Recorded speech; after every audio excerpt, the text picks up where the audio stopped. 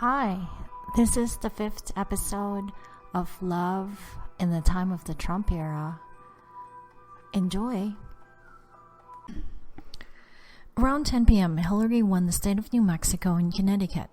Trump won Louisiana. Hillary was trailing at 104 to Trump's 139. The state of Virginia went to Hillary Clinton, which added up to 122. But Trump was at 147 around this time. Also, at around 10 p.m., Trump was projected to win the state of Montana and Utah. Colorado, which is considered a swing state, went to Hillary. What alarmed me was Ohio. Ohio had predicted the president for 13 elections in a row. I gulped down the beer when I heard that the state of Ohio decided to go for Trump. At around 10:30, Trump was projected to have a 55% chance of winning the election. I was not happy about this. There goes my 100, Kyung confessed. You bet money during this election? I asked. Yeah, JD the tech guy dared me to bet against Trump. I thought it was a winning bet because Hillary was projected to win. I thought JD was crazy for betting money on Trump, so I took the bait. Well, it ain't over yet, I encouraged her. It's not looking good now. I just sacrificed my unlimited subway card allowance. Trump hasn't won yet. This is just crazy. Oh well, I guess I can't buy that Uniqlo winter jacket I was hoping to buy with my winning bet. Kyung sighed. North Carolina went to Trump, which for me was not all that surprising. After all, it became a huge issue, or the state became a huge issue when it started banning transgendered individuals from using public restrooms. I held my breath at around 11 p.m. when it was announced that Trump was projected to win the 21 electoral votes from Florida. Florida had long been considered a swing state, and sometimes they're voting blue, sometimes voting red. I had a bad feeling when Trump won Florida, though. Did not want it to be a repeat of the 2000 presidential election when Al Gore won the popular vote but lost the electoral vote. Florida was one of the deciding states at that time. Trump was also projected to win Michigan. Michigan is also considered a swing state, but it went to Barack Obama in the last election. When it was announced that California went to Hillary and all 55 electoral votes were added to her, it somehow did not make a huge difference since she was still trailing behind Trump. Hillary won the state of Washington and Hawaii. Idaho went to Trump, which was not surprising since Idaho is a Republican state. She was at 209, while Trump was at 232 votes. At around this time, it was announced that Trump won the state of Iowa. At around 12 midnight, Nevada's votes went to Hillary, but she was still trailing behind Trump, who was at 254, while she was at around 215 at this time. Things were not looking great for Hillary. I suddenly did not feel at all that optimistic. This was a dramatic turn of events, and I'm sure the political pundits never would have, in their wildest dreams, ever predicted this. In 2015, when Trump launched his campaign, even his own advisors predicted a 5% chance of winning for him. He was a long shot, and people were thinking his running for president was a big joke. I guess Trump is having the last laugh. The state of Maine went to Hillary Clinton. Trump was already leading, and if he won Pennsylvania, it would be game over. Pennsylvania is considered a battleground state, and it's only been considered a blue state since 1992. It went for Barack Obama in 2008 and 2012. But Pennsylvania has a lot of conservatives, and Trump focused his campaign here. At around 1:35 a.m., Pennsylvania votes were counted for Trump. This was the winning blow. Trump secured 264, and Hillary was trailing at 215. There was no longer a path to victory for Hillary. At around 2:30 a.m., when Wisconsin added their electoral votes to Trump, it was official. Trump won the presidential race. The people who stayed behind the main room and the boardroom looked disappointed. I heard the woman employee cry behind me. I turned to look at her and she started sobbing. She was one of our writers. I didn't realize she was so invested in this election. A lot of the people staying behind groaned when Trump came on the television at around 2:50 a.m. from his New York headquarters. He started his speech and said, "I just received a call from Secretary Clinton. She congratulated us on our victory. I congratulated her and her family on a very, very hard-fought campaign." "This is like an episode of Twilight Zone," Mike the movie guy said. "This is so unreal." Kyung looked shocked. I remember feeling numb inside. I had expected the Americans would vote for someone more qualified. After all, Trump has insulted his way to the presidency, calling Ted Cruz lying Ted, calling Jeb Bush low energy Bush, Hillary as crooked Hillary. He was a bully who bullied the Mexicans, saying they are not sending their best, and I quote, "They're bringing drugs, crime, they're rapists, and some I assume are good people." His speech enraged Mexicans, who I might add are working in his hotels and his golf courses. He was not apologetic at all. He also insulted a Gold Star family because they were Muslims.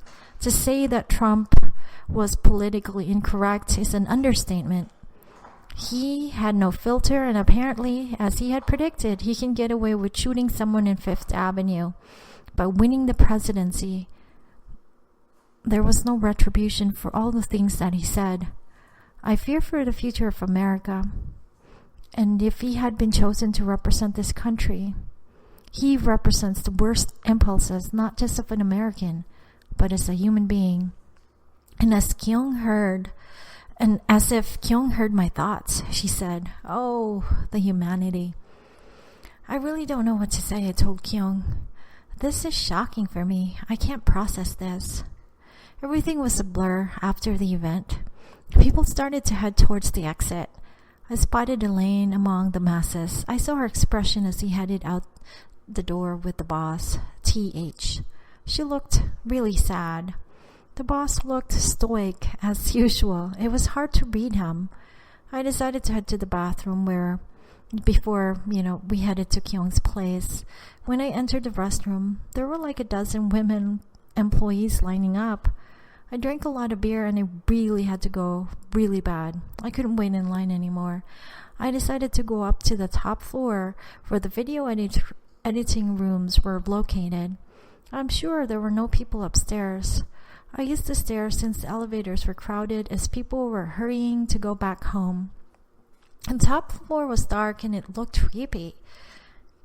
I went in the restroom and decided to get into one of the empty stalls. As I had suspected, the place was empty. So I lined it up with toilet seat paper and sat on a toilet seat for a while. I started to think about the future of America.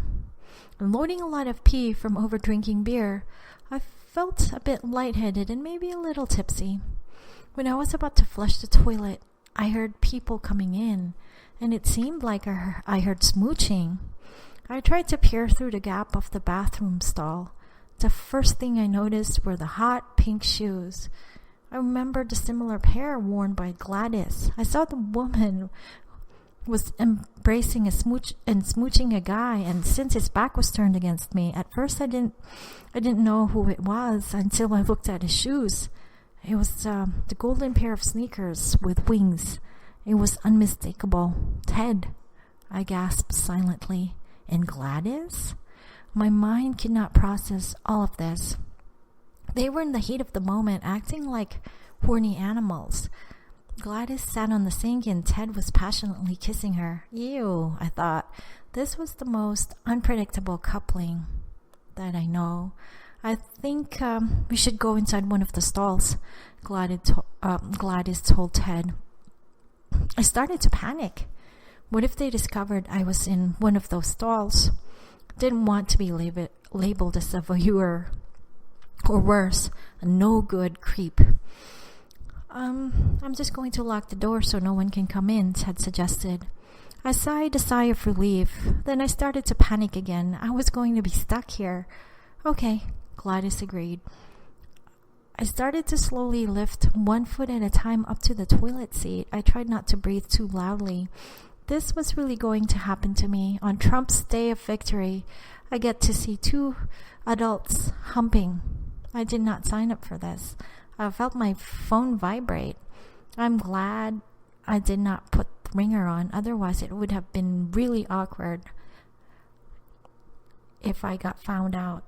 It was Kyung and she was calling me. I ended the call and texted her, busy.